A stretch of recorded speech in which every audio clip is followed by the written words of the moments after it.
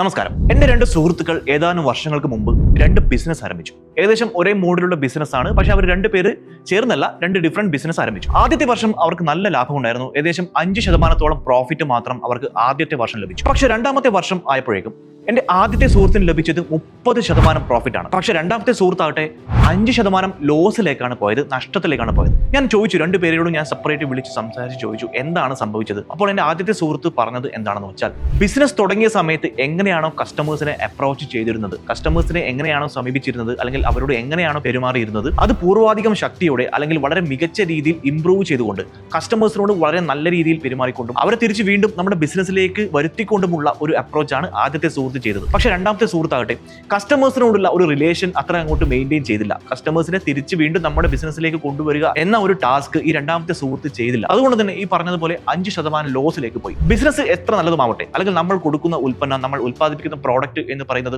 എത്ര മികച്ചതാവട്ടെ, കസ്റ്റമേഴ്സുമായിട്ട് വളരെ ഹെൽത്തി ആയിട്ടുള്ള, അല്ലെങ്കിൽ കസ്റ്റമേഴ്സ് വീണ്ടും വീണ്ടും നമ്മുടെ അടുക്കിലേക്ക് വരാനുള്ള ഒരു സ്ട്രാറ്റജി നമ്മൾ പ്ലാൻ ചെയ്തില്ലെങ്കിൽ തീർച്ചയായും ഏത് വലിയ ബിസിനസ് ആണെങ്കിലും, എത്ര നല്ല ബിസിനസ് ആണെങ്കിലും ലോസിലേക്ക് പോകാനുള്ള സാധ്യത വളരെ വളരെ കൂടുതലാണ്. ഞാൻ അവിനാഷ്, ബോസ്വാല മലയാളത്തിന്റെ ഇന്നത്തെ ഈ വീഡിയോയിൽ കസ്റ്റമേഴ്സിനെ തിരിച്ചു കൊണ്ടുവരാനുള്ള, അല്ലെങ്കിൽ കസ്റ്റമേഴ്സുമായിട്ട് നല്ല ഹെൽത്തി റിലേഷൻ മെയിൻറ്റെയിൻ ചെയ്യാനുള്ള 8 വഴികളെ കുറിച്ചാണ് ഈ വീഡിയോയിൽ ഡിസ്കസ് ചെയ്യാൻ പോകുന്നത്. ഇതിൽ ആദ്യത്തെ പോയിന്റ് എന്ന് പറയുന്നത്, നിങ്ങൾക്ക് ഡെലിവർ ചെയ്യാൻ പറ്റുന്നത് മാത്രം പ്രോമിസ് ചെയ്യുക. നിങ്ങൾ പ്രോമിസ് ചെയ്യുന്നത് മാത്രം ഡെലിവർ ചെയ്യുക. ഒരു ഉദാഹരണം പറയുകയാണെങ്കിൽ, ഒരു വ്യക്തി ഒരു ഹോട്ടൽ തുടങ്ങും. കൊച്ചി പോലെയുള്ള ഒരു നഗരത്തിൽ ഹൈദരാബാദി ബിരിയാണി നൽകുന്നു എന്ന് പറഞ്ഞുകൊണ്ട്, അല്ലെങ്കിൽ ഹൈദരാബാദി ബിരിയാണി പ്രൊവൈഡ് ചെയ്യുന്നു എന്ന് പറഞ്ഞുകൊണ്ട് ഒരു ഹോട്ടൽ സ്റ്റാർട്ട് ചെയ്യുന്നു. പക്ഷേ അങ്ങോട്ടേക്ക് ഒരു കസ്റ്റമർ കയറി ചെല്ലുകയും അവർ കഴിക്കുന്ന ബിരിയാണി ഹൈദരാബാദി ബിരിയാണി അല്ല, അതൊരു സാധാരണ ബിരിയാണി മാത്രമാണ് എന്നുള്ള ഒരു അവസ്ഥ വരികയും ചെയ്യുന്നതുകൊണ്ട് എന്ത് സംഭവിച്ചു? സ്വാഭാവികമായിട്ടും ആ ഒരു ഹോട്ടലിന് അത്ര അങ്ങോട്ട് പോപ്പുലർ ആവാൻ സാധിക്കാതെ പോവുകയും അതിന്റെ തുടർഫലമായി ആ ഹോട്ടൽ അടച്ചുപൂട്ടുകയും ചെയ്തു. അതേസമയം മറ്റൊരാൾ ഇതേ നഗരത്തിൽ ഒരു സാധാരണ ബിരിയാണി നൽകുന്ന ഒരു ഹോട്ടൽ ആരംഭിക്കുന്നു. വലിയ രീതിയിലുള്ള പ്രൊമോഷനോ കാര്യങ്ങളോ ഇല്ല, സാധാരണ നാടൻ ബിരിയാണി എന്ന പേരിൽ തന്നെയാണ് അയാൾ മാർക്കറ്റിംഗ് ചെയ്യുന്നത്. പക്ഷേ കസ്റ്റമർ വരുന്നു, കസ്റ്റമർ ഉദ്ദേശിച്ച രീതിയിലുള്ള ഭക്ഷണം തന്നെയാണ് കസ്റ്റമർക്ക് അവിടെ നിന്നും ലഭിക്കുന്നത്. അതുകൊണ്ട് തന്നെ ഈ ഒരു സ്ഥാപനം വളരെ മികച്ച രീതിയിൽ മുന്നോട്ട് പോവുകയും ചെയ്തു. ഇതാണ് ഞാൻ പറഞ്ഞ പോയിന്റിന്റെ ഒരു വ്യാഖ്യാനം എന്ന് പറയുന്നത്. Promise what you can deliver. നിങ്ങൾക്ക് ഡെലിവർ ചെയ്യാൻ പറ്റുന്നത് മാത്രം നിങ്ങൾ വാഗ്ദാനം ചെയ്യുക. അതല്ല എന്നാണെങ്കിൽ ആദ്യം പറഞ്ഞ ആളെ പോലെ നഷ്ടത്തിലേക്ക് പോകാനും നിങ്ങളുടെ ബിസിനസ് തകരാനും സാധ്യതയുണ്ട്. Deliver what you can promise. നിങ്ങൾ പ്രോമിസ് ചെയ്ത കാര്യം കൃത്യമായി ഡെലിവർ ചെയ്യുക എന്നുള്ള കാര്യം നിങ്ങൾ ഉറപ്പുവരുത്തേണ്ടതായിട്ടുണ്ട്. കസ്റ്റമർ റിലേഷൻഷിപ്പ് മാനേജ്മെന്റ് അഥവാ CRM എന്ന് പറയുന്നത് വളരെ ശ്രദ്ധിക്കേണ്ട ഒരു കാര്യമാണ്. ഒരു രസകരമായ ഒരു ഉദാഹരണം പറയാം. ഒരു യാചകൻ ഒരു ഏരിയയിൽ യാചിച്ചുകൊണ്ടിരിക്കുന്ന, കഴിഞ്ഞ 20 വർഷമായിട്ട് യാചിച്ചുകൊണ്ടിരിക്കുന്ന ഒരു യാചകൻ. അയാൾക്കറിയാം ഏത് വീട്ടിൽ നിന്നാണ് ഭക്ഷണം ലഭിക്കുന്നത്, ആരുടെ അടുത്തു നിന്നാണ് കാശ് ലഭിക്കുന്നത്, ഏതൊക്കെ ഏരിയയിൽ യാചിച്ചാലാണ് കൂടുതൽ പണം ലഭിക്കുന്നത്. അങ്ങനെ അയാൾ യാചിക്കുന്ന ഏരിയയുമായി ബന്ധപ്പെട്ട, അല്ലെങ്കിൽ എവിടെ നിന്നാണ് കൂടുതൽ പണം ലഭിക്കുന്നത്, മറ്റു വസ്തുക്കൾ ലഭിക്കുന്നത് എന്നതിനെക്കുറിച്ച് കൃത്യമായിട്ട് ധാരണയുള്ള ഒരു യാചകൻ. അയാൾ ഒരു അസിസ്റ്റന്റിനെ നിയമിക്കുന്നു, ഒരു അസിസ്റ്റന്റ് യാചകനെ അയാൾ നിയമിക്കുന്നു. കുറച്ച് നാളുകൾക്ക് ശേഷം ഈ അസിസ്റ്റന്റ് ഒറ്റയ്ക്ക് യാചിക്കാൻ തുടങ്ങുന്നു. പക്ഷെ എന്താണ് സംഭവിച്ചത് എന്ന് വെച്ചാൽ, ആദ്യത്തെ യാചകൻ ഉണ്ടാക്കിയതുപോലെയുള്ള ഒരു വരുമാനം ഈ ഒരു അസിസ്റ്റന്റിന് ഉണ്ടാക്കാൻ വേണ്ടി പറ്റുന്നില്ല. എന്താണ് ഇവിടെ സംഭവിച്ചത്? അങ്ങനെ നിരന്തരം യാചിച്ചിട്ടും യാതൊരു വിധത്തിലുള്ള പണവും ഉണ്ടാക്കാൻ പറ്റുന്നില്ല. ഈ അസിസ്റ്റന്റ് നമ്മുടെ ആദ്യത്തെ യാചകനോട് പോയി ചെന്ന് ചോദിച്ചു, എന്തുകൊണ്ടാണ് എനിക്കിങ്ങനെ സംഭവിക്കുന്നത്?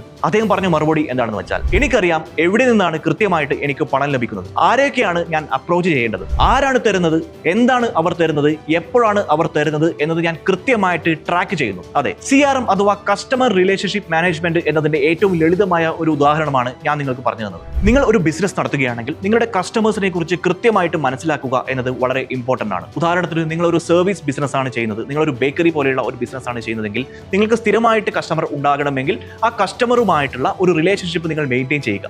അവരുടെ വ്യക്തിപരമായ കാര്യങ്ങൾ, ഉദാഹരണത്തിന് അവരുടെ ബർത്ത്ഡേ പോലെയുള്ള കാര്യങ്ങൾ, അവരുടെ ആനിവേഴ്സറി പോലെയുള്ള കാര്യങ്ങൾ, ഇതൊക്കെ കൃത്യമായി മനസ്സിലാക്കിക്കൊണ്ട് അവർക്ക് ആ ഒരു സമയത്ത് ഒരു ടെക്സ്റ്റ് മെസ്സേജ് അയക്കുകയും, അല്ലെങ്കിൽ നിങ്ങളുടെ സ്ഥാപനത്തിന്റെ പേരിൽ ഒരു ഗ്രീറ്റിംഗ് അയക്കുകയും അങ്ങനെയൊക്കെ ചെയ്യുകയാണെങ്കിൽ തീർച്ചയായും കസ്റ്റമേഴ്സുമായിട്ട് ഒരു റിലേഷൻഷിപ്പ് നിങ്ങൾ മെയിൻറ്റെയിൻ ചെയ്യുകയാണ്. ഇത് നിങ്ങളുടെ ബിസിനസ് 10 മടങ്ങ് വർദ്ധിപ്പിക്കാൻ സാധ്യതയുള്ളതാണ് എന്ന കാര്യത്തിൽ യാതൊരു സംശയവുമില്ല. അടുത്ത പോയിന്റ് എന്ന് പറയുന്നത്, നിങ്ങളുടെ തൊഴിലാളികൾക്ക് ഇൻസെന്റീവ് കൊടുക്കേണ്ടത് കസ്റ്റമർ റിട്ടൻഷന്റെ അടിസ്ഥാനത്തിലാണ്, അല്ലാതെ സെയിൽസിന്റെ അടിസ്ഥാനത്തിലല്ല. എന്തുകൊണ്ടെന്നല്ലേ, നിങ്ങൾ സെയിൽസിന്റെ അടിസ്ഥാനത്തിൽ നിങ്ങളുടെ തൊഴിലാളികൾക്ക് ഇൻസെന്റീവ് കൊടുക്കുന്ന സമയത്ത് അവർ സ്വാഭാവികമായിട്ടും ചിന്തിക്കുന്നത് എങ്ങനെയെങ്കിലും സെയിൽസ് ക്ലോസ് ചെയ്യണം എന്നതായിരിക്കും. ഉദാഹരണത്തിന്, നിങ്ങൾ ഒരു ഷൂ കടയുടെ ഉടമയാണ്. നിങ്ങളുടെ തൊഴിലാളികളോട് നിങ്ങൾ പറയുന്നത്, ഒരു മാസത്തിനുള്ളിൽ ഇത്രയും ഷൂകൾ നിങ്ങൾ വിറ്റഴിക്കണം, ഇത്രയും സെയിൽസ് നിങ്ങൾ ഉണ്ടാക്കണം, എങ്കിൽ മാത്രമേ ഇൻസെന്റീവ് തരികയുള്ളൂ. അങ്ങനെ വരുന്ന സമയത്ത് സ്വാഭാവികമായിട്ടും ഈ തൊഴിലാളികൾ ചിന്തിക്കുന്നത് എന്താണ്?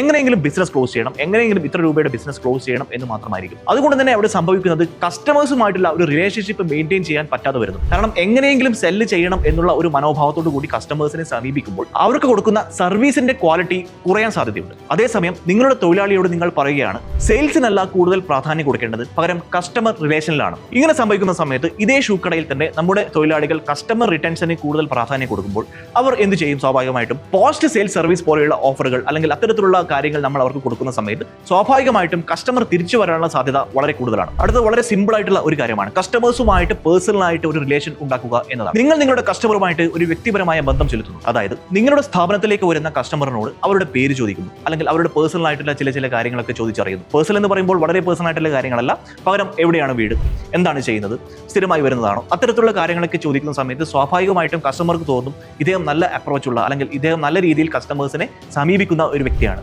അല്പം ബഹുമാനത്തോടു കൂടിയും അവരോട് പെരുമാറുന്ന സമയത്ത് തീർച്ചയായും ഒരു കസ്റ്റമർക്ക് ആ സ്ഥാപനത്തിലേക്ക് വീണ്ടും വീണ്ടും വരാൻ തോന്നും. സോ കസ്റ്റമറുമായിട്ട് ഒരു പേഴ്സണൽ ബന്ധം ഉണ്ടാക്കിയെടുക്കുക എന്ന് പറയുന്നത് വളരെ മികച്ച ഒരു തന്ത്രമാണ്, അല്ലെങ്കിൽ മികച്ച ഒരു സ്ട്രാറ്റജിയാണ്.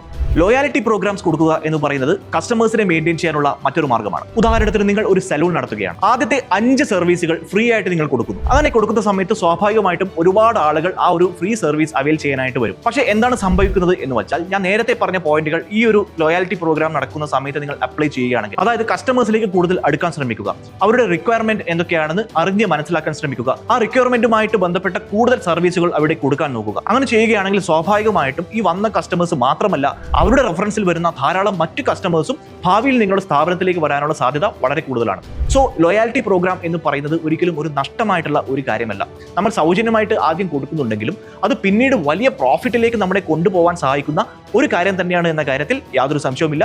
So loyalty program is something that you can try. നിങ്ങളുടെ സ്ഥാപനവുമായി ബന്ധപ്പെട്ട, അല്ലെങ്കിൽ നിങ്ങൾ കൊടുക്കുന്ന പ്രോഡക്റ്റുമായി ബന്ധപ്പെട്ട കംപ്ലൈന്റുകൾ ഒരു പ്രോയെ പോലെ കൈകാര്യം ചെയ്യുക എന്ന് പറയുന്നത് കസ്റ്റമർ റിട്ടൻഷനിൽ മറ്റൊരു പ്രധാനപ്പെട്ട ഒരു കാര്യമാണ്. ഒരു ഉദാഹരണം പറയുകയാണെങ്കിൽ, എന്റെ സുഹൃത്ത് ഒരു ഗ്രോസറി സ്റ്റോർ നടത്തുന്നു. അദ്ദേഹത്തിന്റെ കടയിൽ നിന്ന് വാങ്ങിച്ച പാല് എക്സ്പയറി ഡേറ്റ് കഴിഞ്ഞതാണ്. ഈ ഒരു സുഹൃത്തിന്റെ കടയിലേക്ക് ഈ കസ്റ്റമർ വന്നിട്ട് പറയുകയാണ് ഇത് എക്സ്പയറി ഡേറ്റ് കഴിഞ്ഞ പാലാണ്, എന്തുകൊണ്ടാണ് ഇത് എനിക്ക് തന്നത്? ഈ സുഹൃത്ത് ചെയ്തത് എന്താണെന്ന് വെച്ചാൽ, ആ കസ്റ്റമറോട് വളരെ റൂഡായിട്ട് പെരുമാറുകയും വേണമെങ്കിൽ വാങ്ങിച്ചാൽ മതി എന്ന രീതിയിൽ പെരുമാറുകയും ആ കസ്റ്റമറെ പറഞ്ഞേക്കുകയും ചെയ്തു. ഇതുവഴി സംഭവിച്ചത് എന്താണ്? ആ കസ്റ്റമർ അങ്ങോട്ട് ഒരിക്കലും വരില്ല എന്ന് മാത്രമല്ല, ആ കസ്റ്റമറുടെ സർക്കിളിൽ ബന്ധപ്പെട്ട ആളുകൾ, അല്ലെങ്കിൽ ആ കസ്റ്റമർ പറയുന്ന, അതായത് ആ കടയിൽ പോകേണ്ട കാര്യമില്ല, അവിടെ ഭയങ്കരമായിട്ട് റൂഡായിട്ടാണ് അവർ പെരുമാറുന്നത്, ഡേറ്റ് കഴിഞ്ഞ പ്രോഡക്റ്റുകളാണ് നമുക്ക് തരുന്നത് എന്നൊക്കെ പറഞ്ഞ് സ്വാഭാവികമായിട്ടും നമ്മുടെ ബിസിനസ് അവിടെ കുറയാനുള്ള സാധ്യത വളരെ കൂടുതലാണ്. പക്ഷേ ഇതേ സിറ്റുവേഷൻ നിങ്ങൾ മറ്റൊരു രീതിയിൽ ഹാൻഡിൽ ചെയ്യുകയാണ് എന്നിരിക്കട്ടെ. നിങ്ങൾ എക്സ്പയറി ഡേറ്റ് കഴിഞ്ഞ ഒരു പാൽ അബദ്ധവശാൽ ഒരു കസ്റ്റമർക്ക് കൊടുക്കുന്നു. ആ കസ്റ്റമർ ആ പാലുമായി തിരിച്ചു വരുന്നു. അപ്പോൾ നിങ്ങൾ ചെയ്യേണ്ടത് എന്താണ്? നിങ്ങൾ ആ കസ്റ്റമറോട് പറയുന്നു, ക്ഷമിക്കണം, ഇത് ഞാൻ ശ്രദ്ധിക്കാതെ നിങ്ങൾക്ക് തന്നുപോയതാണ്, പകരം എനിക്ക് പുതിയ പാല് അല്ലെങ്കിൽ 1 or 2 അധികം പാക്കറ്റ് ഞാൻ നിങ്ങൾക്ക് നൽകാം, അല്ലെങ്കിൽ നിങ്ങൾ പറയുന്ന രീതിയിലുള്ള വേറെ ഏതെങ്കിലും പ്രോഡക്റ്റ് നൽകാം,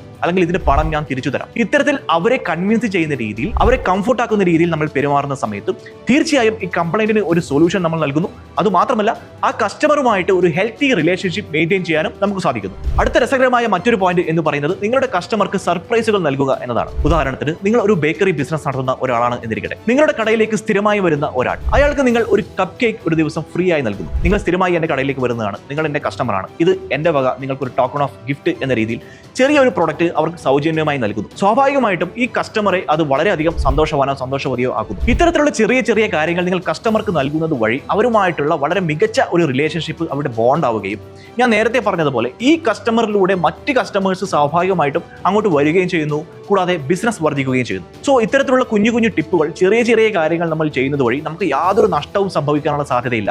പകരം സംഭവിക്കുന്നത് എന്താണെന്ന് വെച്ചാൽ, കൂടുതൽ കസ്റ്റമേഴ്സ് നമ്മളിലേക്ക് വരികയും നമ്മുടെ ബിസിനസ് കൂടുതൽ വിപുലമാവുകയും ചെയ്യുന്നു. Keep innovating. കൂടുതൽ ഇന്നോവേറ്റീവ് ആവുക എന്നതാണ് ഏറ്റവും അവസാനപ്പെട്ട പോയിന്റ്, ഏറ്റവും പ്രധാനപ്പെട്ട മറ്റൊരു പോയിന്റ്. ഒരു വ്യക്തി ഒരു ബുക്ക് ഷോപ്പ് നടത്തുകയാണ്. ബുക്ക് ഷോപ്പിലേക്ക് പക്ഷേ അധികം ആളുകൾ വരുന്നില്ല, കൂടുതൽ സെയിൽസ് നടക്കുന്നില്ല. പക്ഷേ ഈ ഒരു വ്യക്തി, ബുക്ക് ഷോപ്പ് നടത്തുന്ന ഈ വ്യക്തി കുറച്ചുകൂടെ ചിന്തിച്ച്, അല്ലെങ്കിൽ കുറച്ചുകൂടെ ക്രിയേറ്റീവായി ചിന്തിച്ച്, അദ്ദേഹം അതിന്റെ കൂടെ ചെറിയൊരു കോഫി ബാർ, അതായത് ഒരു ചായ നുണഞ്ഞുകൊണ്ട് ഒരു പുസ്തകം വായിച്ചിരിക്കാം, അല്ലെങ്കിൽ അവർക്ക് ആ പുസ്തകത്തെക്കുറിച്ച് കൂടുതൽ മനസ്സിലാക്കാനുള്ള ഒരു സ്പേസ് അവിടെ കൊടുക്കുന്നു. പുസ്തകത്തെക്കുറിച്ച് ചർച്ച ചെയ്യാനുള്ള ഒരു വേദി നമ്മൾ ഒരുക്കുന്നു. ഇത്തരത്തിൽ അതുമായി ബന്ധപ്പെട്ട ബൈ പ്രൊഡക്റ്റുകൾ അല്ലെങ്കിൽ ബൈ സർവീസുകൾ നമ്മൾ കൊടുക്കുന്നത് വഴി ഒരു പുസ്തകശാല എന്നതിനേക്ക് അപ്പുറത്തേക്ക് ഈ ഒരു സ്ഥാപനം വളർന്നു വരികയും, ഒരു ഇന്നോവേറ്റീവ് ആയിട്ടുള്ള തോട്ട് പ്രോസസ് അവിടെ വരികയും, കൂടുതൽ ആളുകൾ അങ്ങോട്ടേക്ക് ഒഴുകുകയും ചെയ്യും. ഇത് ബുക്ക് ഷോപ്പിന്റെ കാര്യം മാത്രമല്ല ഞാൻ പറഞ്ഞത്, നമ്മൾ ഏത് ബിസിനസ് നടത്തുന്ന സമയത്തും അത് എങ്ങനെ വിപുലീകരിക്കാം, അല്ലെങ്കിൽ എങ്ങനെ ക്രിയേറ്റീവ് ആയിട്ട് കസ്റ്റമേഴ്സ് കൂടുതൽ വരുന്ന രീതിയിൽ എങ്ങനെയാണ് നമ്മുടെ ബിസിനസ് വിപുലീകരിക്കുന്നത് സ്വീകരിക്കുന്നത് എന്നതിനെ കുറിച്ച് ചിന്തിക്കുന്നത് വളരെ നല്ലതാണ്. നമ്മുടെ കസ്റ്റമേഴ്സിനെ റീറ്റെയിൻ ചെയ്യുക എന്ന് പറയുന്നത് പുതിയ കസ്റ്റമേഴ്സിനെ കണ്ടുപിടിക്കുന്നതിനേക്കാൾ എളുപ്പവും ചിലവ് കുറഞ്ഞതുമാണ്. ഞാൻ ഈ പറഞ്ഞ 8 പോയിന്റുകൾ നിങ്ങൾ ഓർത്തിരിക്കുകയാണെങ്കിൽ, നിങ്ങളൊരു ബിസിനസ് ഉടമയാണെങ്കിൽ അല്ലെങ്കിൽ നിങ്ങളൊരു ബിസിനസ് തുടങ്ങാൻ പോകുന്ന ഒരാളാണെങ്കിൽ പോലും ഞാൻ ഈ പറഞ്ഞ 8 പോയിന്റുകൾ നിങ്ങൾ കൃത്യമായി ഓർത്തിരുന്നാൽ, നിങ്ങളുടെ ബിസിനസിന്റെ വളർച്ചയുടെ ഓരോ ഘട്ടങ്ങളിലും നിങ്ങൾ ഇത് ഓർത്തിരിക്കുകയാണെങ്കിൽ തീർച്ചയായും നിങ്ങളുടെ കസ്റ്റമേഴ്സിനെ നിങ്ങൾക്ക് നഷ്ടപ്പെടാതിരിക്കുകയും അഥവാ നഷ്ടപ്പെട്ടാൽ തന്നെ അവരെ റീറ്റെയിൻ ചെയ്യാൻ സാധ്യമാവുകയും ചെയ്യും. ഇത്തരത്തിൽ കൂടുതൽ ഇൻഫോർമേറ്റീവ് ആയിട്ടുള്ള വീഡിയോകൾക്ക് ഇപ്പോൾ തന്നെ സബ്സ്ക്രൈബ് ചെയ്യൂ boss wala Malayalam. Boss wala, be the boss.